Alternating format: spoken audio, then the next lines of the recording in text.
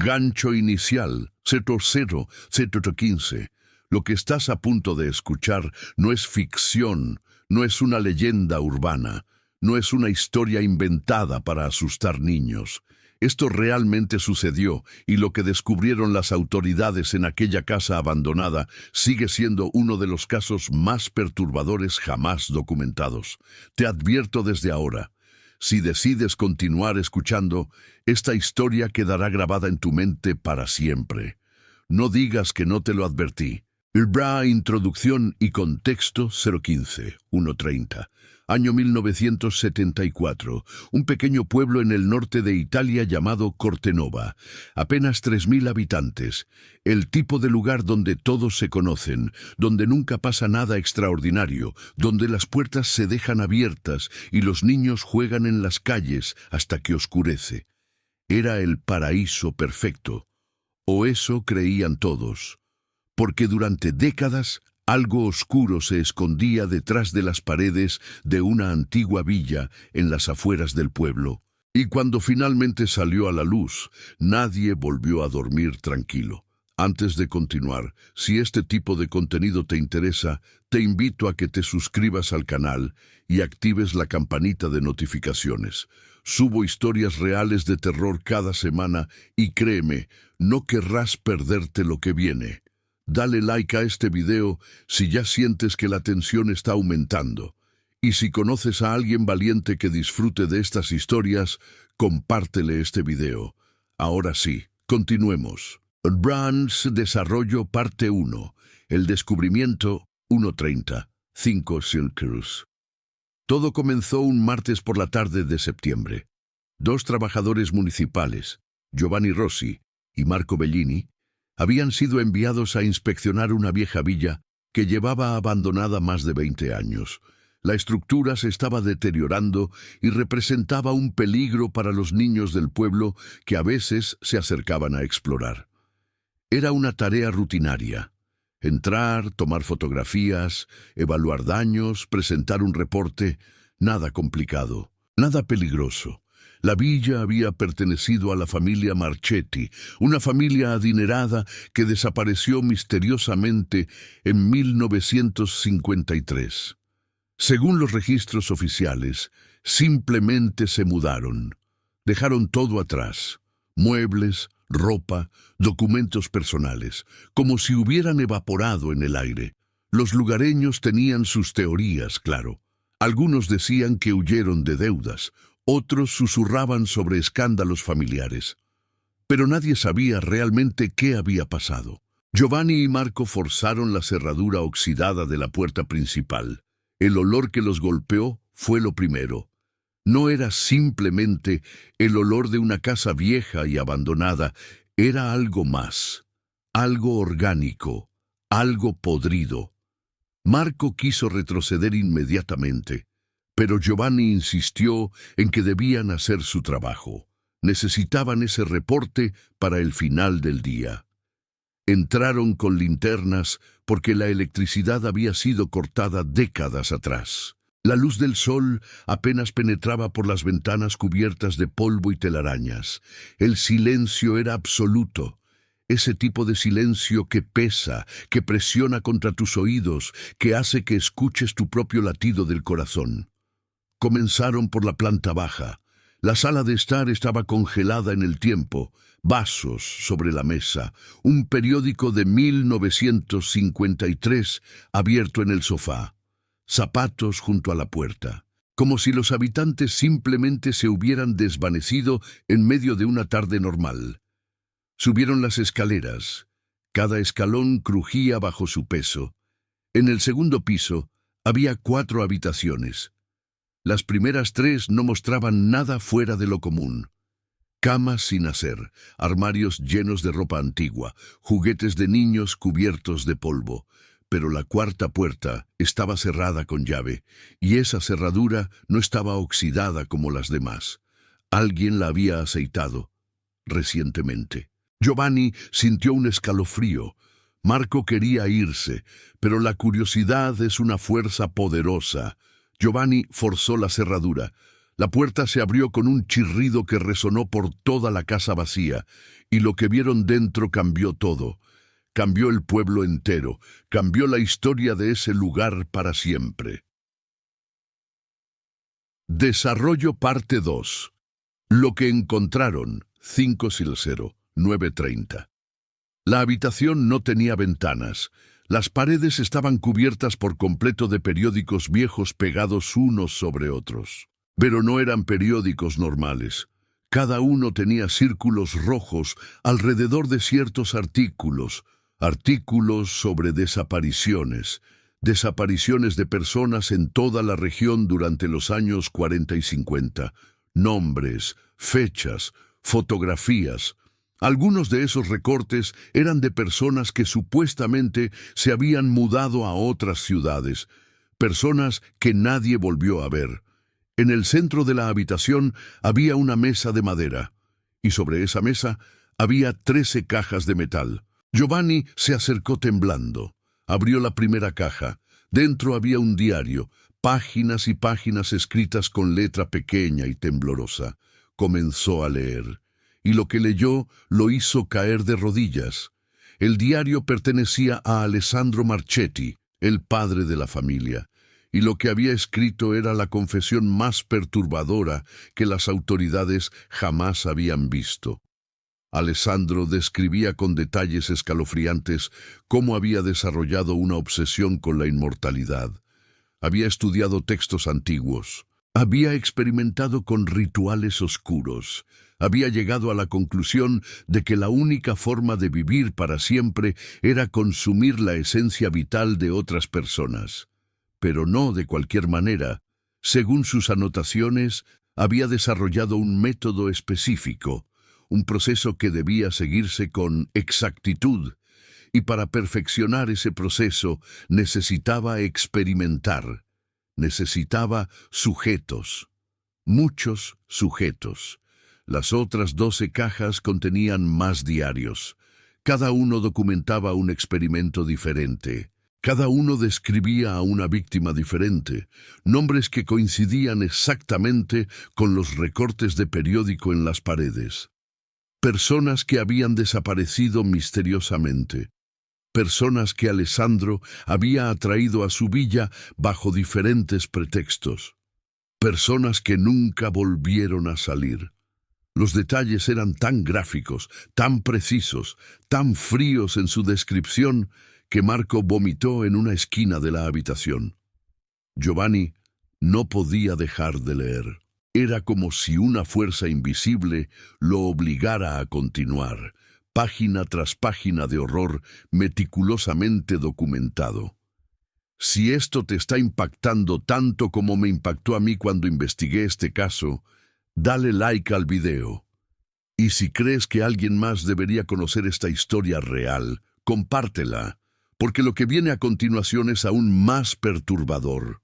Todavía no hemos llegado a la parte que realmente te quitará el sueño. Desarrollo parte 3, el sótano, 9:30, 14:00. Alessandro no trabajaba solo. En las últimas páginas de su diario mencionaba a su esposa, Catarina, y a sus 2 hijos, Lucía de 14 años y Mateo de 11. Todos ellos participaban en los experimentos. Todos ellos habían sido adoctrinados en sus creencias retorcidas. Todos ellos creían que estaban haciendo algo sagrado, algo necesario para alcanzar la vida eterna. El diario terminaba abruptamente el 23 de agosto de 1953. La última entrada decía: el experimento final comienza esta noche. Si funciona, nunca más necesitaremos escribir. Si falla, que Dios tenga misericordia de lo que hemos hecho. Giovanni y Marco sabían que tenían que reportar esto inmediatamente a las autoridades. Pero antes de irse, Giovanni notó algo. En el piso de la habitación, debajo de donde estaba la mesa, había marcas de arrastre, como si la mesa se moviera frecuentemente. La movió. Debajo había una trampilla. Marco le suplicó que no la abriera. Le dijo que ya habían visto suficiente, que llamaran a la policía y que ellos se encargaran. Pero Giovanni ya había llegado demasiado lejos. Abrió la trampilla. Una escalera descendía hacia la oscuridad absoluta. El olor que salió de allí era indescriptible. Muerte, químicos, algo antinatural. Bajaron con las linternas temblando en sus manos. El sótano era enorme, mucho más grande que la casa misma.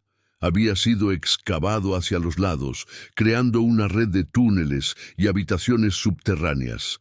Las paredes de piedra estaban húmedas. Había manchas oscuras por todas partes, manchas que ambos sabían exactamente qué eran. La primera habitación del sótano contenía una mesa de operaciones. Herramientas médicas antiguas colgaban de las paredes, sierras, bisturís, instrumentos que ningún médico legítimo usaría jamás. Había correas en la mesa, correas con marcas de uso intenso. En las paredes había dibujos, diagramas del cuerpo humano con anotaciones en latín, instrucciones paso a paso de procedimientos que desafiaban toda lógica médica y moral. Continuaron explorando. Cada nueva habitación revelaba una nueva dimensión del horror. Una habitación llena de frascos con líquidos de colores extraños. Algunos contenían órganos preservados. Otros contenían sustancias que nunca fueron identificadas. Una habitación con jaulas de metal. Jaulas lo suficientemente grandes para una persona. Jaulas con marcas de arañazos en el interior. Marcas hechas por uñas humanas desesperadas. Y luego llegaron a la habitación final. La más grande, la que explicaba todo. En el centro había un círculo pintado en el suelo con símbolos que ninguno de ellos reconocía. Alrededor del círculo había 13 sillas de madera, y en cada silla había un esqueleto. Esqueletos vestidos con ropas antiguas. Esqueletos sentados en posiciones perfectamente rectas, como si estuvieran esperando algo. Como si estuvieran en medio de algún ritual cuando la muerte los alcanzó. 4 de esos esqueletos eran más pequeños que los demás. 2 adultos, 2 niños, la familia Marchetti. Los otros 9 esqueletos debían ser sus últimas víctimas, las personas que habían traído para el experimento final.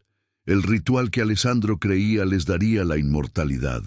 Obviamente había fallado, todos murieron. Pero la pregunta que atormentó a Giovanni, a Marco y luego a todos los investigadores que estudiaron el caso fue: ¿qué exactamente intentaron hacer esa noche? ¿Qué tipo de ritual requería 13 personas? ¿Y por qué Alessandro sonaba tan seguro de que funcionaría? En las paredes de esa habitación final había más texto, más instrucciones en latín. Cuando finalmente las tradujeron, los expertos descubrieron que Alessandro había mezclado rituales de diferentes tradiciones ocultistas. Había creado algo nuevo, algo que no debía existir, un proceso que supuestamente transferiría las almas de los vivos a un plano diferente de existencia donde no conocerían la muerte. Si todavía estás escuchando, si tu corazón está latiendo tan rápido como el mío cuando descubrí estos detalles, te pido que te suscribas al canal. Investigo casos reales de terror como este todas las semanas. Dale like si esta historia te ha impactado y compártela con alguien que creas que puede manejar este nivel de perturbación, porque aún no hemos terminado. Lo peor está por venir. Desarrollo, parte 4. La investigación oficial, 14C0, 18C0. Giovanni y Marco salieron corriendo de esa casa. Marco no dejaba de gritar. Giovanni llamó a la policía con manos temblorosas. En 30 minutos, la villa estaba rodeada de autoridades, policías locales, detectives de la ciudad más cercana, forenses, investigadores. Nadie podía creer lo que estaban viendo. La investigación oficial comenzó inmediatamente. El caso se volvió uno de los más estudiados en la historia criminológica italiana. Los restos fueron exhumados cuidadosamente. Los diarios fueron analizados por psicólogos, psiquiatras y expertos en comportamiento criminal. Los esqueletos fueron identificados cuando fue posible. De las 9 víctimas en el círculo final, pudieron identificar a 7. Todas eran personas que habían sido reportadas como desaparecidas entre 1952 y 1953. Todas habían tenido algún tipo de conexión con la familia Marchetti. Algunos eran comerciantes que hacían negocios con Alessandro, otros eran vecinos. Uno era el sacerdote del pueblo que había visitado la villa para bendecirla. Las autopsias forenses revelaron detalles que las autoridades intentaron mantener en secreto durante años. No fue hasta 1990 que algunos documentos se filtraron.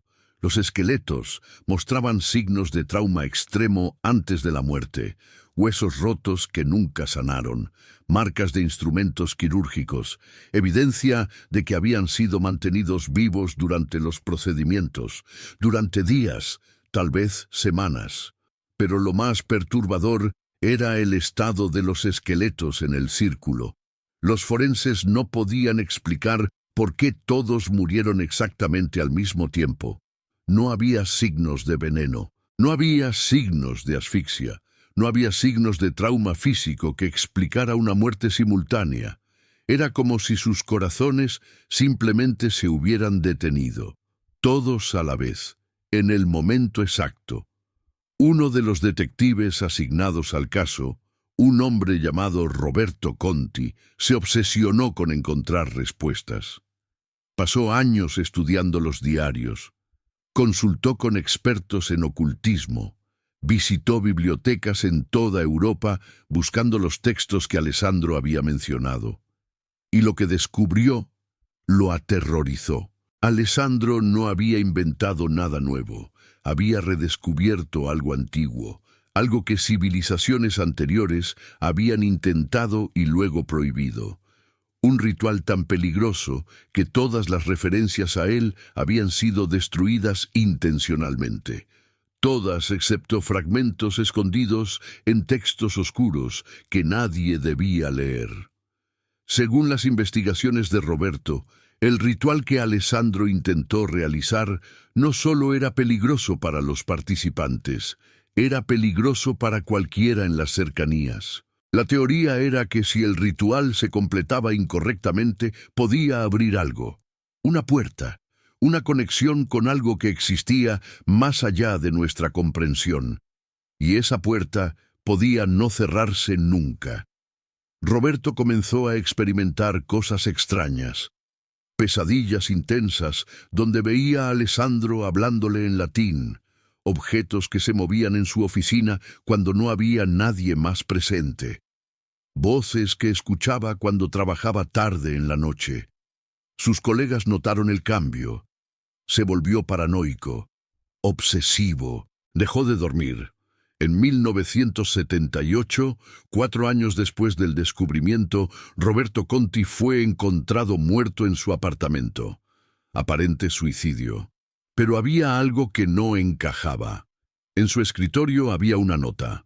Una sola palabra escrita una y otra vez en toda una página. Funciona, funciona, funciona, funciona. Las autoridades cerraron el caso oficialmente.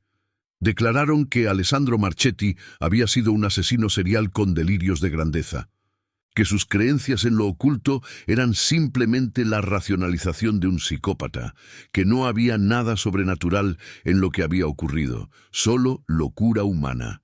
Pero los que conocían los detalles completos no estaban tan seguros. Desarrollo. Parte 5. Los eventos posteriores. 18 Certu. 21:30. La villa fue demolida en 1975. Las autoridades querían borrar cualquier rastro de lo que había ocurrido allí. Llenaron el sótano con concreto. Quemaron todos los objetos que encontraron. Los diarios fueron sellados en archivos clasificados donde permanecieron hasta hace pocos años cuando partes fueron desclasificadas. Pero demoler un edificio no borra su historia. Y lo que sucedió después solo profundizó el misterio. El terreno donde estaba la villa nunca fue vendido. oficialmente porque no había herederos legales. Pero los lugareños sabían la verdad. Nadie quería ese terreno. Nadie quería construir allí. Incluso caminar cerca del área abandonada causaba un malestar inexplicable. Varios residentes del pueblo comenzaron a reportar experiencias extrañas, sueños donde veían a la familia Marchetti, visiones de figuras en túnicas oscuras realizando rituales. Algunos juraban escuchar cánticos en latín durante las noches sin luna. La mayoría no hablaba de esto públicamente por miedo a ser considerados locos. En 1982, un grupo de estudiantes universitarios interesados en lo paranormal decidió investigar. Habían leído sobre el caso, querían visitar el sitio.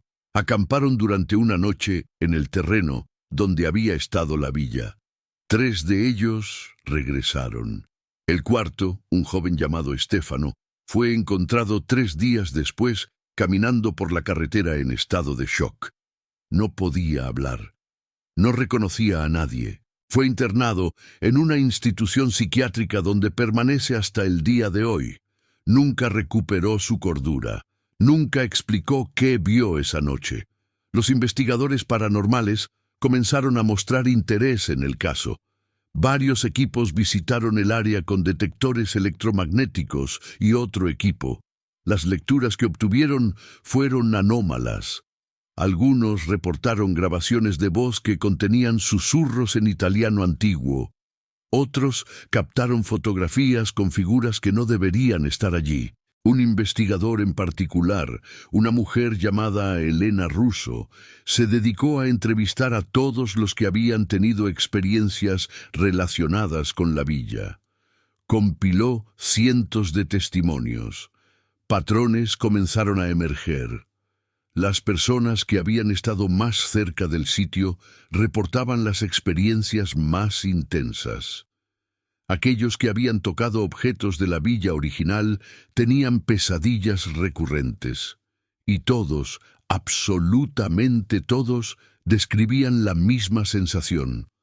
La presencia de algo observando, algo esperando. Elena publicó un libro en 1993 titulado Las sombras de Cortenova.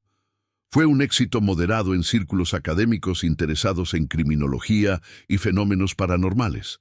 Pero 2 semanas después de la publicación, Elena desapareció. Su apartamento estaba intacto, su coche estaba en el garaje, su teléfono estaba sobre la mesa. Pero ella nunca fue encontrada. Entre sus notas finales, los investigadores encontraron una entrada de diario que nunca llegó a publicar. Decía: «He estado soñando con Alessandro cada noche durante un mes. Me muestra cosas, me enseña el ritual. Dice que no falló. Dice que solo necesitó más tiempo. Dice que pronto todos entenderemos. Creo que tengo que ir a Cortenova. Creo que tengo que ver el sitio una vez más. Hay algo allí, algo que quiere ser encontrado». Desarrollo parte 6. La verdad oculta, 2130-2430. Durante décadas, el caso de la familia Marchetti permaneció como una nota al pie en la historia de crímenes italianos. Algo horrible pero explicable. Un hombre loco que arrastró a su familia a la locura. Una tragedia cerrada. Pero en 2005 algo cambió. Un trabajador de construcción que estaba cavando cerca del antiguo sitio de la villa golpeó algo sólido. No era roca, era metal. Reportó el hallazgo a las autoridades, que llegaron inmediatamente temiendo lo peor. Lo que encontraron era una caja de metal enterrada a 3 metros de profundidad. Una caja que no había sido descubierta durante la investigación original. Dentro había más diarios. Pero estos no pertenecían a Alessandro, pertenecían a Catarina, su esposa. Las entradas de Catarina pintaban un cuadro muy diferente. Alessandro no era el cerebro detrás de todo, era Catarina. Ella había comenzado los estudios ocultistas años antes de conocerlo. Ella había desarrollado la obsesión con la inmortalidad. Ella había encontrado los textos antiguos. Ella había diseñado los experimentos. Alessandro era simplemente una herramienta, un medio para un fin. Catarina necesitaba un hombre como fachada, porque en esa época una mujer nunca sería tomada en serio en círculos académicos o sociales. Necesitaba a alguien que pudiera atraer víctimas sin levantar sospechas. Necesitaba a alguien lo suficientemente débil mentalmente como para ser manipulado, pero lo suficientemente inteligente como para ejecutar instrucciones complejas. El diario de Catarina revelaba que el ritual final no había fallado. No completamente. Según sus últimas entradas, escritas durante los días previos al ritual, ella sabía exactamente qué pasaría. Sabía que sus cuerpos físicos morirían. Esa era la intención. El objetivo nunca fue la inmortalidad física. Era la inmortalidad de la conciencia, la transferencia de sus almas a un estado de existencia diferente, un estado donde podrían observar, influenciar, esperar. La última entrada en el diario de Catarina fue escrita la noche del ritual. Decía: «Esta noche dejamos atrás estas prisiones de carne. Esta noche nos convertimos en algo más, algo eterno. Los que nos encuentren pensarán que fracasamos, pensarán que morimos como tontos persiguiendo fantasías, pero estaremos allí, en cada pensamiento sobre nosotros, en cada pesadilla, en cada momento de duda, y algún día, cuando se reúnan las condiciones correctas, cuando alguien complete lo que comenzamos, regresaremos, no como éramos, como algo mejor». Las autoridades sellaron nuevamente este descubrimiento. No querían causar pánico. No querían que grupos ocultistas intentaran replicar el ritual. Pero la información se filtró. Siempre lo hace. Y desde entonces, el interés en el caso ha crecido exponencialmente. Conclusión y reflexión final, 24:30, 26:30. Hoy en día, el sitio donde estaba la Villa Marchetti es un parque público. Nadie que visite ese lugar sabría lo que ocurrió allí. Hay árboles, hay bancas, hay niños jugando, pero los lugareños evitan el área después del anochecer. Algunos hábitos son difíciles de romper. La pregunta que nadie puede responder es: ¿tenía razón Catarina? ¿Logró lo que quería lograr? Los escépticos dirán que no. Dirán que era una mujer perturbada con delirios de grandeza, que todos los eventos extraños posteriores son coincidencias o invenciones de personas sugestionables. Pero hay demasiadas coincidencias, demasiadas personas que no se conocían entre sí, reportando las mismas experiencias, demasiados investigadores que se obsesionaron con el caso y luego desaparecieron o enloquecieron. Demasiadas anomalías que la ciencia no puede explicar. Si las conciencias pueden existir sin cuerpos físicos. Si es posible transferir la esencia de una persona a otro plano de existencia. Si hay puertas que pueden abrirse entre nuestro mundo y otros. Entonces tal vez, solo tal vez, la familia Marchetti está exactamente donde quería estar. Observando, esperando, influenciando desde las sombras.